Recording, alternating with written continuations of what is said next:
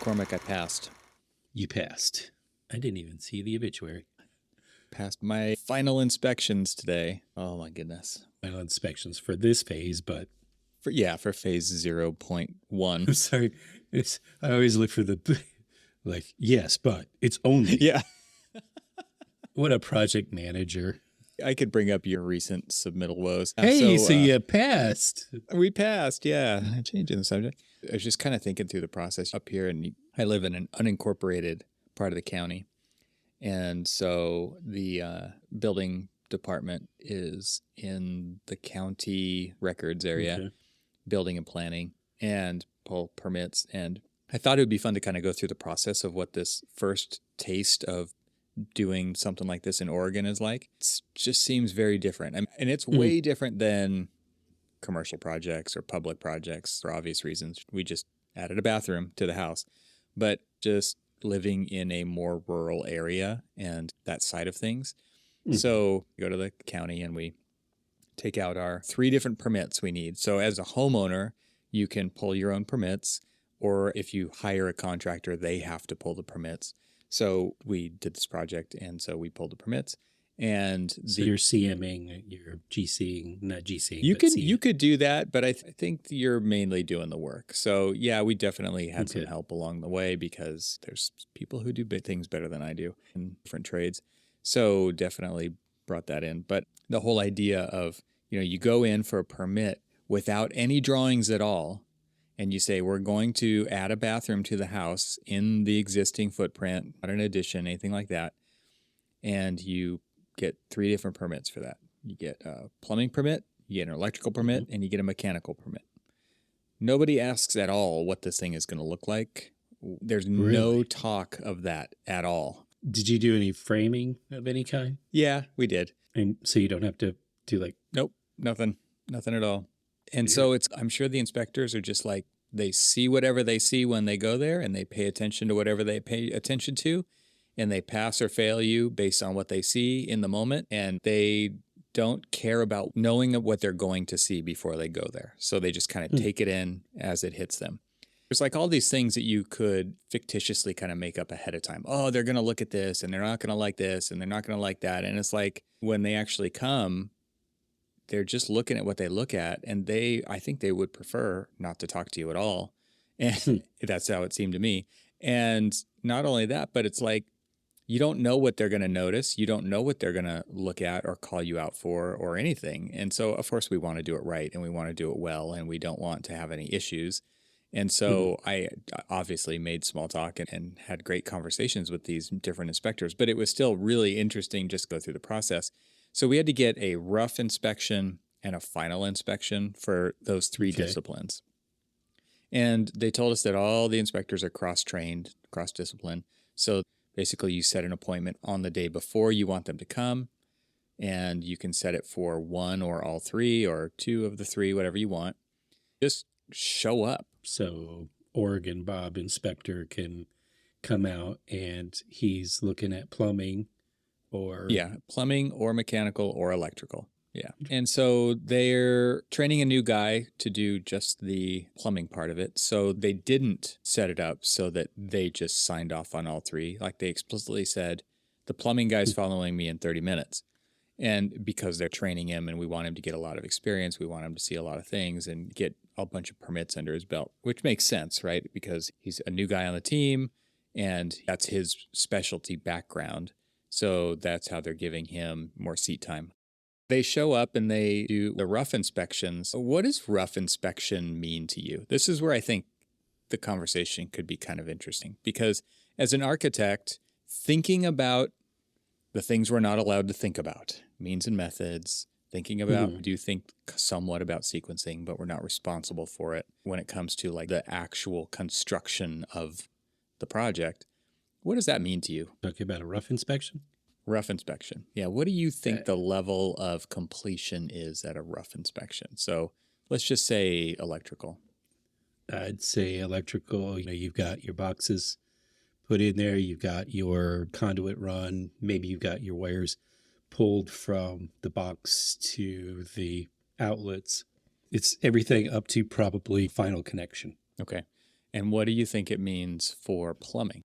My guess would be is that, say, like, if you got underslab, you got all of your underslab laid out so that they can inspect it before you pour a slab. You've got your drains. You've got essentially everything up until final connection. Yeah, what do you mean by laid out for the underslab? You actually have like your drains, your traps, your all your horizontals, like everything run, and all a full rough in of everything before it gets covered up. And then so far as fixtures and things go, obviously those aren't in yet, right? And yeah, I mean, to me, that would be part of your final inspection where fixtures are in and all of that other stuff. And so that you can actually test to see if like all of your water and all your water connections and all that other stuff. But, they're still testing all of that stuff as part of a rough inspection before you close up like walls. And see, I'm used to seeing several layers of a rough inspection. You've got your underslab, you've got your verticals, so like your in-wall stuff, making sure that, anything above ceiling, anything before it gets covered up, in my opinion, is a rough inspection. Okay. And so then for final category, mechanical, same thing. I didn't know I'm taking an ARE. You are. You're taking an ARE. Welcome to building systems. Okay, so building systems, you're talking rough in or final? Yeah, rough in still. For mechanical. Rough in, same thing. It's everything that's run before it gets covered up. So, your ductwork, your condensate lines, any kind of piping that you would have that, ultimately will be covered over by a ceiling or a wall or... So my wife and I had a difference of opinion here. I was assuming it was way less than anything you just said, because if you don't do it right, you got to undo it. That's how construction works. And there is no checklist anywhere for what those two terms mean. And every inspector has a variance in opinion on what those things mean, it seems to me. I mean, they're all on the roughly the same page, but different inspectors look for different things in their counterparts, and you'll hear different pieces of that story from different ones. She thought it meant basically what you just said, if I'm interpreting her interpretation correctly. We scheduled the rough inspection, and the inspector shows up. It seemed he was not having a good day. Uh-oh. Yeah, exactly. He walks in, and this is our first experience with an inspector here. And he's like, I'm going to have to come back another time. He's like pointing at this piece of electrical. So we had all the underslab plumbing done, right? All the connections into the existing underslab pipe for a toilet, for a sink, for a shower tub combo. And which was no small feat, like excavation and exploratory surgery of a slab to find where these lines are was not fun. And then there was the wiring is close to where it needed to be, but it's like, again, I'm kind of assuming, the stub outs are there for plumbing and for boxes in the ceiling for the fan and the light, but no ductwork run yet, because when the inspector comes, to me, it's an opportunity to say, hey, what do you think about doing it like this so that I do it right the first time? Okay. Right. But it was not like that at all. It was like, you didn't do it right. You get 3 fails and then you get like flagged. And so it was super stressful, because it was like you failed on all 3 disciplines the very first time, because we just didn't have it all hooked up. And I thought it was weird, because when I think rough inspection, like obviously you're not putting a toilet in yet because you don't have flooring in it. You're not putting a tub in yet because you don't have the drain exactly located yet. You can't put several things in because you just can't. But stub outs were not enough. It had to be basically done for that discipline to be rough inspected. So done but not covered? Correct. Done but not covered. Sometimes I've seen that too, where it may not be fully like tied in, or fully tied in. And again, a lot of times it's just dependent on, and you are definitely highlighting and pinpointing that it depends on the jurisdiction. There's that. And I guess I'm just highlighting this from an architect's point of view, and just not knowing what we don't know. And there's definitely like a person-to-person network kind of a thing when it comes to this, right? Those inspectors know all the contractors who do the work. They don't know all the homeowners, but the contractors know what the inspectors are looking for because they've had this experience. And so I just think it's interesting because there is kind of all of this, I don't know, like expectation that people just Mhm. know because the people that they normally work with already know. And we don't. So there was nothing given to you as the person pulling the permit. Absolutely nothing. So they were essentially assuming that you knew exactly what when they said, hey, if you call for a rough-in inspection, this is the level of Right. expectation that we have for you. You know what that That's means just, in this jurisdiction for the yeah. people who are going to look at it. I would say that, again, had varying experiences with any of like the residential stuff that I've done, and definitely a different experience with the commercial work, depending on where we're at in the jurisdiction and the inspector. Because it sounds like you're also somewhat at the mercy of the inspector and Yeah. the inspector's good or bad day. Yeah. So let's get back to the bad day part. Inspector number one, he's like, "Oh, I can't sign off on this plumbing because you don't have a," and this is where he starts to use the plumbing lingo. You don't have 10 feet ahead. Okay. And I'm like, okay, so explain to me what that means. Right. And so what he said was, you need to have all of your vent pipes and Yeah. your drain pipes full of water 10 feet above the floor line. And so then I proceeded to ask him, I said, how do you do that? So this is a renovation. This is an existing house. This is not a greenfield construction site. There is no way to stop the stuff from flowing out of the sewer pipe. There's no mechanism. There's no like guillotine that I could, like little gate that I could drop like I can on my RV to stop the stuff from flowing out of it, right? That doesn't exist in the house, right? There are clean outs, but there are not like stoppers that you can put in. I said, how do you do that? He's like, yeah, that's going to be tricky. And he seriously didn't say anything after that. Well, that's going to be tricky. And I said, so how do you fill the pipes? Okay, so again, like if you expect to see the pipes all done up, right? So you've got all these 1.5 ABS vent lines, Right. and you got some 2-inch vent lines, and then you've got some 3 and 4-inch outlet pipes and all this stuff. I said, you expect to see all that airtight so that it can hold water, right, 10 feet above the floor line. Yeah. No, first of all, these pipes are opaque, right? Like you can't actually see how much water's in them, if there was water in them anyway. And I said, how do you fill those up? I said, like, what do? Do you go up on the roof and you fill it with a hose from the vent popping out the roof? He goes, yeah, that's usually what they do. And I'm like, huh. Like, but so okay, what? So like, you just want to fill all your pipes with water, assuming you could stop it, okay? You want to fill all your pipes with water until what? Until it overflows out of the vent pipe on the roof. And like, again, existing house. What if, now I don't want leaks in my vent pipes. What if there is one? What if there is one where I can't get to it? Then what? But like when he's saying 10 feet ahead on a sealed system, I mean, what they're doing is they're testing the pressure in the system, make sure that all of the, connections and everything else are meeting it. Seriously going up on the roof and pouring a hose down the vent drain, applying the amount of pressure that it needs to test. He's assuming you can stop it like somewhere, right? So that it would just hold that water and it would sit there for a while until you pull the stopper and then it all drains out, just to make sure it's not leaking anywhere.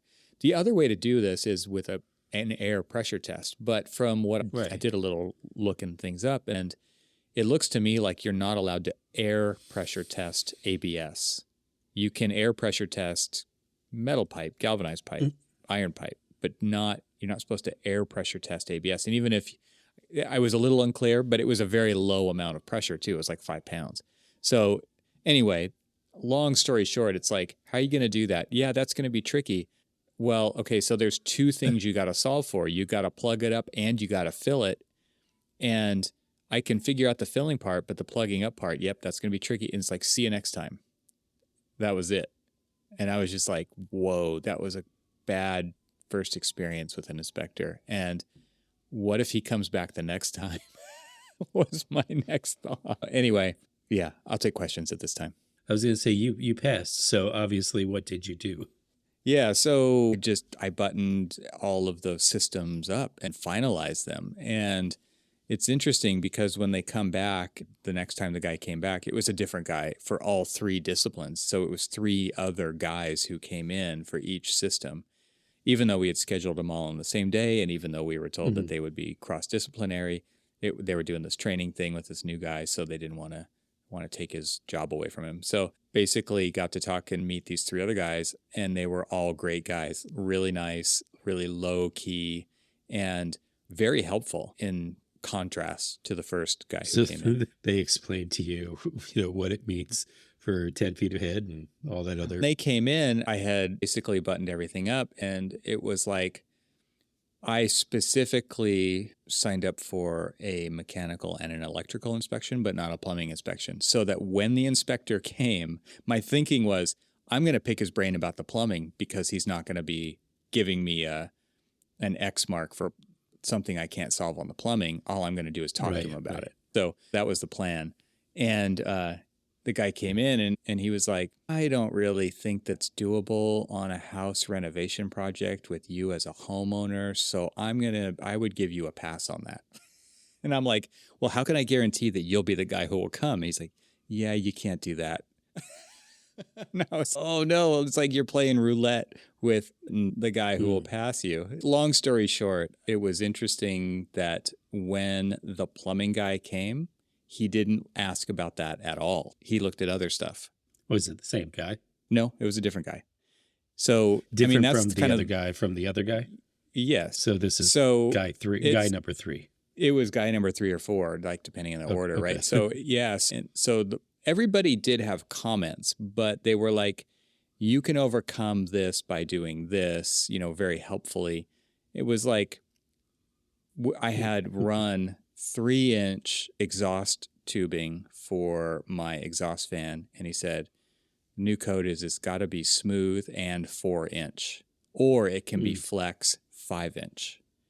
So at least he told me like exactly what it needs to be based on the code. And I had to rip out the ductwork. So this is like, I was full on contractor, right? It was like, it didn't pass inspection. I had to rip it out and do it again.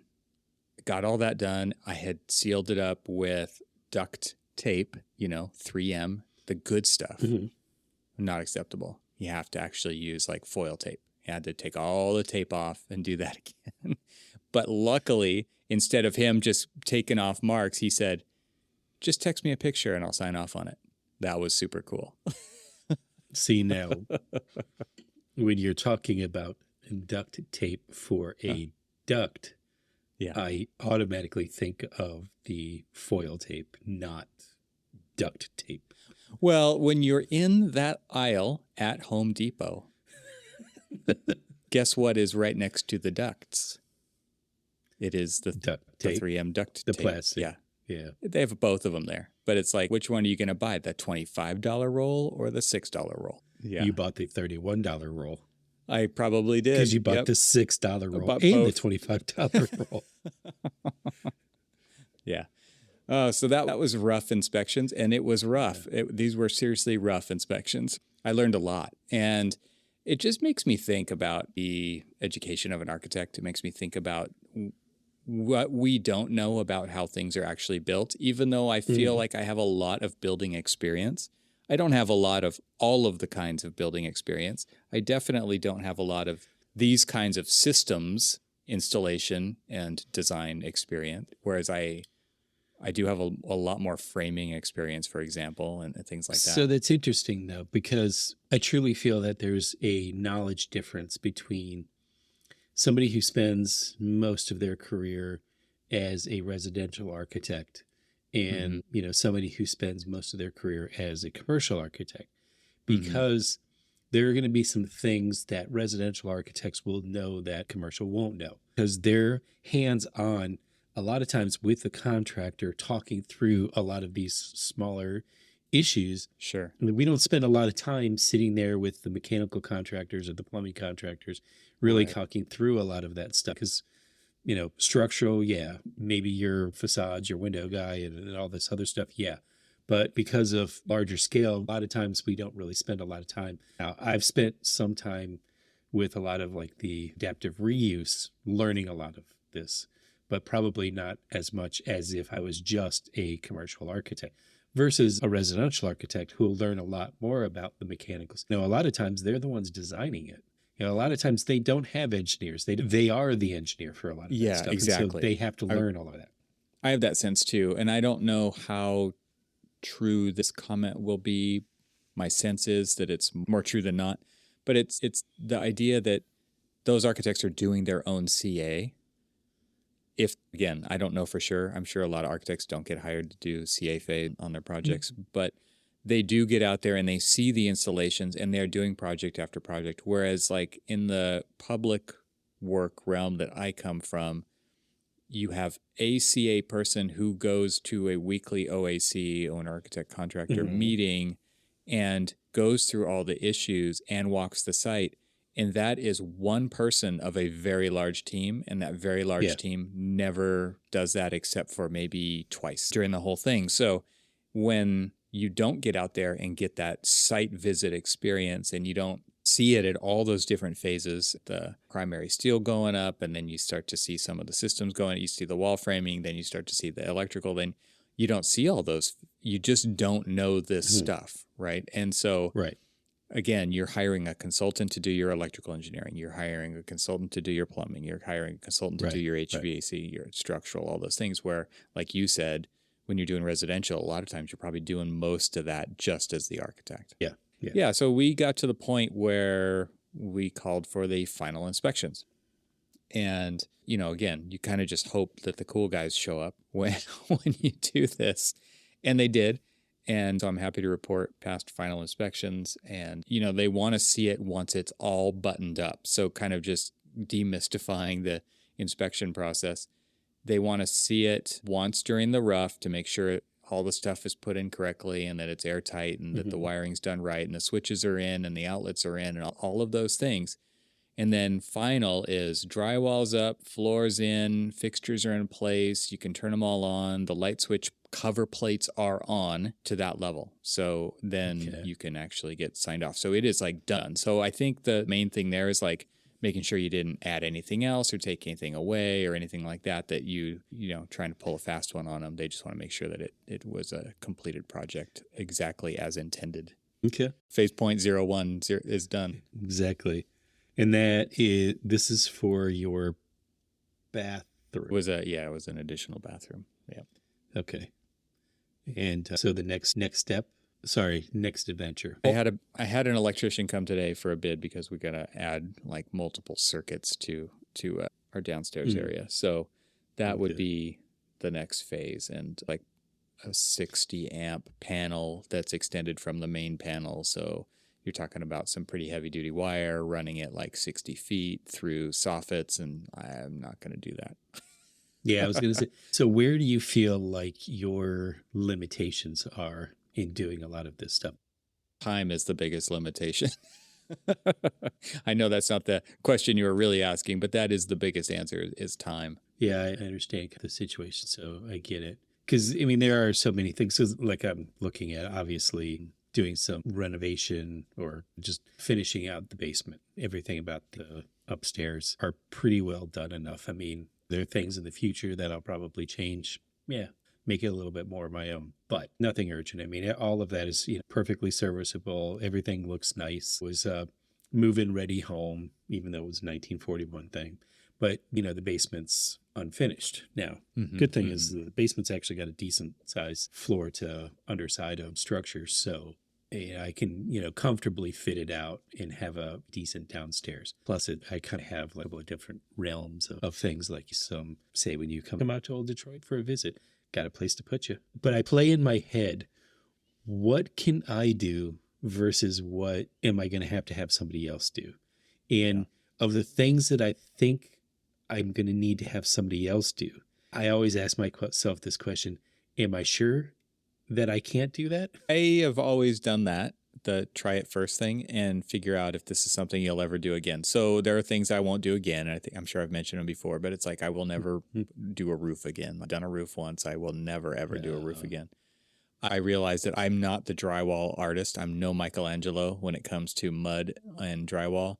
And man, there are people who are just so good at that I want a smooth finish, that I The hired a level guy 5. and I got a level 5 finish, right? Like it's one of those things where it's like they have the technique because they have the 10,000 plus hours doing the thing. And so I'll do electrical, I'll do plumbing, I'll install closet doors, I'll seal and stain, and I'll hang cabinets and all kinds of stuff. But when it comes to like really detailed drywall finish work, I won't do that. If it was wood, okay, I'll do that. And I think the other question you kind of have to ask yourself is how many tools are you willing to buy and potentially never use again? I have a lot of those for sure, because there are a lot of specialty tools that just make things go way better when they're used correctly. And knowing even what those tools are is part of it, or being able to repurpose some tool that you have to almost be as good as the real thing is another way. Right. So it's another thing to take into account. It's just like, do you have the time? How cheap are you? If you are super cheap, then you are going to do it yourself, and you can rent certain tools and things like that. And there is YouTube, and you can learn how to do stuff. And if you like to do things with your hand, I think that you should do it, right? Because you're going to learn more than just getting it done. You're going to learn through the process. And that is going to make you a better architect in the future, because the next time you draw something, you're going to think about it differently, approach it differently. Absolutely.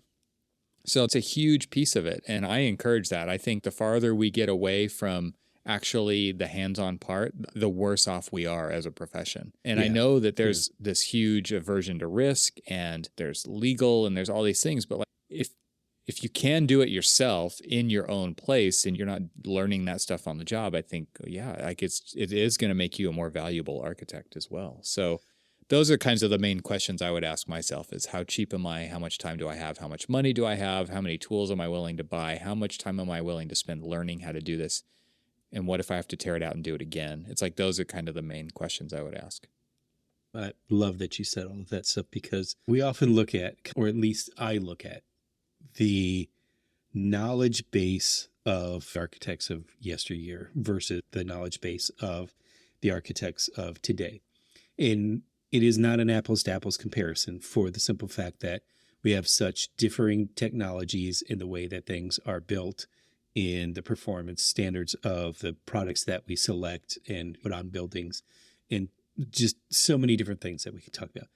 But the one thing that I always look at, and I remember my first job, one of the things that I had to do was, and yes, this is how old I am, is had to run some blue lines, actual honest to goodness blue lines of old projects, because they wanted to archive a lot of stuff. Unventilated room. Not ventilated, you come out high as a kite or sick as a dog. Learn how to hold your breath for as long as possible. But what I'm getting at is that, you know, as I'm archiving all of these projects, I'm thinking about, wow, there's so few actual sheets created for this project. And these projects aren't any smaller than some of the commercial projects that I work on. Granted, my current project was an anomaly of the, several thousand sheets, because it's an 8-building brand new university. So that's a different case all of its own. But it's still, when I compare that set to projects of yesteryear, and I look at that, the biggest thing is the knowledge that you're talking about that you didn't have when they were asking about, do you do 10 feet of head, and all of these other things, or all the different roughing questions that you were talking about, and what does that mean, and all of this other stuff. They knew all of that. It was back in the day when the architect was the master builder. It was back in the day when there was a level of knowledge that architects had of the construction building trades that we just don't have. And to me, it's not a catch-all, because there are definitely tons and tons of architects out there. And mostly they're sole practitioners or small businesses that do smaller projects, that they do all of the engineering drawings, or at least a good portion of them, and would do a lot of on-site work and stuff, and are more of hands-on work. I love watching Steve Basek's channel on Instagram. He's kind of one of those guys. Yeah.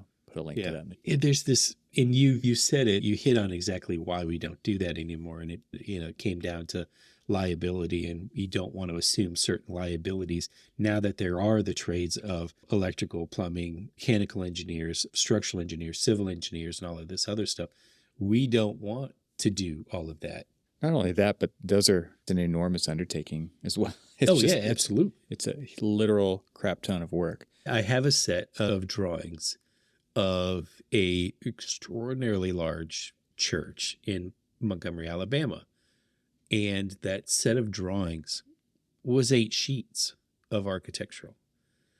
Well, And those most of them sheets were were 10 these, feet by 20 feet. they weren't that big. But I mean, the interesting thing about it is that it was more an exercise. Like now it's an exercise of modeling and you got to That's model right. all of this stuff in. And back then it was just an exercise of line weights. Anyway, whatever. But yeah, you see where I'm going. It's like that architect spent more time out on the job site than they did on the set of documents that they created, because they were going to sit there and work hand in hand with the contractor to say, okay, here created what we would love to do today is just create essentially design intent documents and let it be figured out on the job site or through a few little bit of engineering stuff. And I mean, yeah, but again, I want to push back on your idea of this master builder thing. I don't think we've been master builders for an extremely long. And I think though that it was like that 13 sheet set. The only reason those got built was because they had such an amazing contractor who was willing to work with them and figure that stuff out and make it match the vision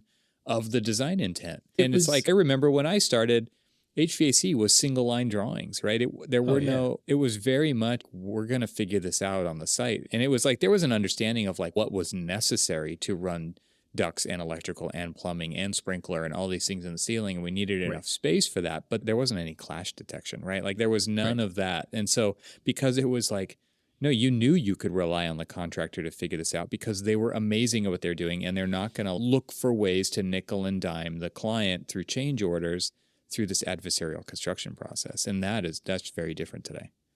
Yeah. One of my favorite things to do when we're looking for engineers is look for engineers who are design minded, who are going to be a teammate. Now, I was about to say team player, but a teammate of yours. They have as much of a design mind as you do when it comes to how they can contribute to the overall aesthetic of this. It's not just, hey, I'm going to just run a bunch of ductwork and call it done. They're going to say, okay, I see the vision that you're trying to create. Here's how I can help you with that. And if I come up with some problem that says, hey, Evan, the way that we would normally run the ductwork through here would affect this part of your design. Do we want to try to do something else that you conceal it somewhere else? Might add a little bit more run to it, or it might be a little bit more difficult. Or do we want to come up with something a little bit different in the design? Yeah, I love that. And having those conversations is, to me, some of the best parts of the overall project. Yeah. Unfortunately, as you're right, we don't have that anymore. I've experienced that for sure. I have no idea if it's still like that or not, but man, you're right. Those are the best times working on a project, is solving those kinds of problems together. I feel like that is the nirvana of working on projects with extended teams. There's a quote from a structural engineer, Hanif Kava, I think is his name. And he said, the best architects create great problems to solve. And it was basically like, I want to work with architects who have interesting problems to solve.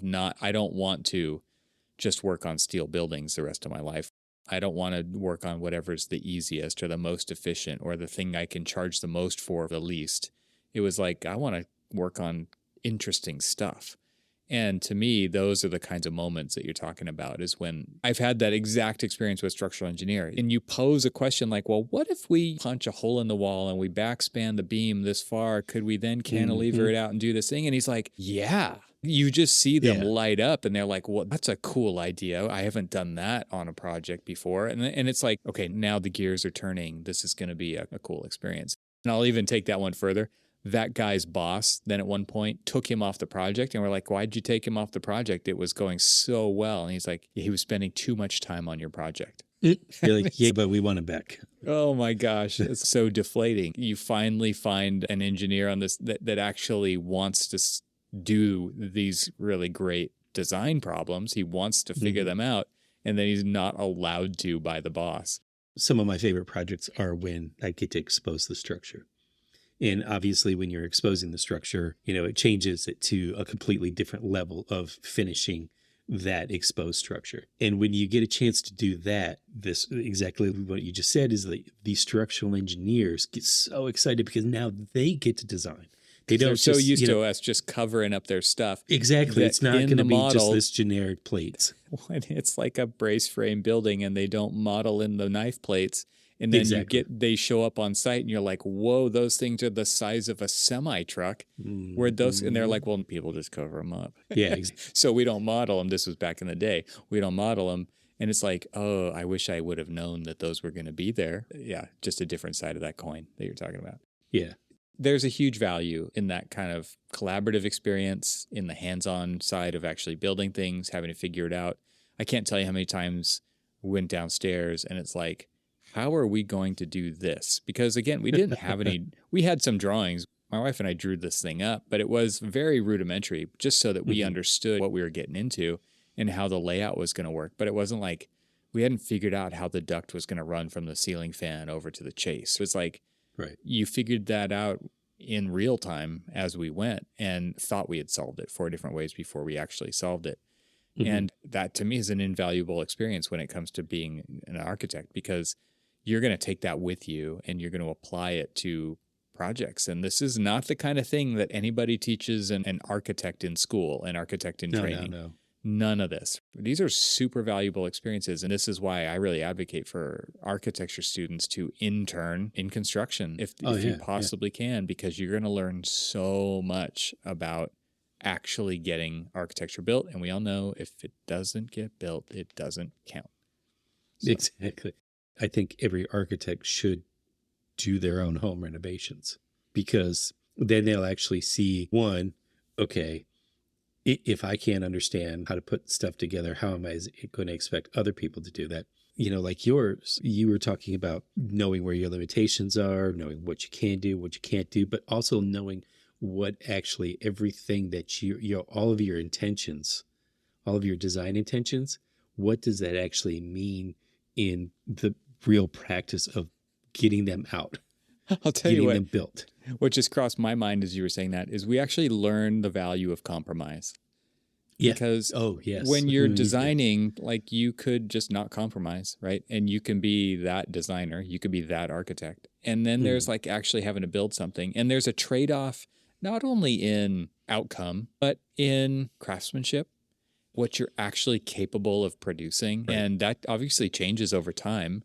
And it's like level of detail when it actually comes to finishing it's difficult. Like, how do you get there? And you could watch a lot of videos and try to figure, or you can just try and try and try. And I think part of it is just like getting comfortable living with it. Because when you draw stuff, it is so perfect, right? It is like gnat's ass right on the money. It's like the line work is perfect. The dimensions between the things are all perfect, and they're square and they're level and they're all these things. And then you actually go in to do it and the materials aren't straight, and the slab's not flat, and the walls aren't straight, and they put a little too much mud on the drywall before, so it bulges out here, and you got to bend something around it, kind of. If you got to fill the gaps with caulk, you got to do all this stuff, and it's like you kind of learn just like the give and take of construction and architecture, and again, is super valuable because it sets realistic expectations when you go on a site visit and you see the labor that somebody else has done and what it took to get there, and whether you just dismiss it or reject it or accept it. Just think it makes you more, I don't know, more human. But it also, in a way, it also teaches you, where do you spend your time on the drawings? What should you care about, and what maybe you want to just ease up a little bit instead of drawing everything to the gnat's ass, nth degree. Maybe you don't need to do it here because this is going to be a pretty standard installation of some partition. And then other times it's going to be, okay, I really want this to be perfect. I want this to be book matching wood paneling, or you want to do this or that or something. And then you really kind of like spend your time thinking about those particular details. Because I sit there and I looked, like, reviewing all of the documents of a huge, large complex of buildings in my current case.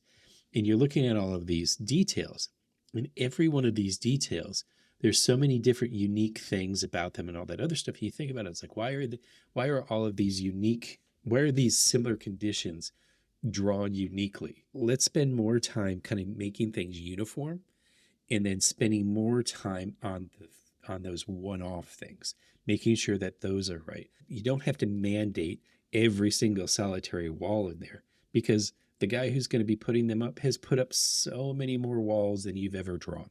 Yep. So why spend all of the time suffering over those when what you really want to suffer over, the stuff that you really can see and touch and feel and stuff, those are the things that you should really. And so you're talking about compromise. It's also, where do you put where do you Your put that energy. effort? Yeah. Exactly. Yeah, I agree with that, because not everything is worth it. And so kind of Yep. picking the things that really need to shine, and I was going to say more of like intangibles, like how does this space make you feel, is the kind of stuff that where architects really add value beyond just how did the pieces go together, if they were absolutely perfect or not. Like there's a new Morphosis museum in Orange County, and a lot of people are like focused in on the way the sheet metal is coming together at this really odd geometry. And it's like, yeah, but like step back and look at it or walk through it. And those are the experiences that most people have. As an architect, yeah, we tend to zero in on the corner detail and the way that these three materials come together. And should we? Yeah, I guess we should. But we should also look at, this is something architects are really good at, zooming in and zooming out and zooming in and zooming out, but not cherry picking the one thing to be the critic about because you wished you had you had done that project. I think that there's always a little bit of envy in there, but even if it's not your aesthetic, it's still a piece of architecture that kind of matters, right? It's like one of those things where it's like, how is it serving the public, serving these other purposes other than like, how did the two corners come together? So I don't know. Right. We could go down another rabbit hole there, but this is yet again another episode of Evan does construction on his house and learns along the way. So thanks for joining me in my ongoing journey.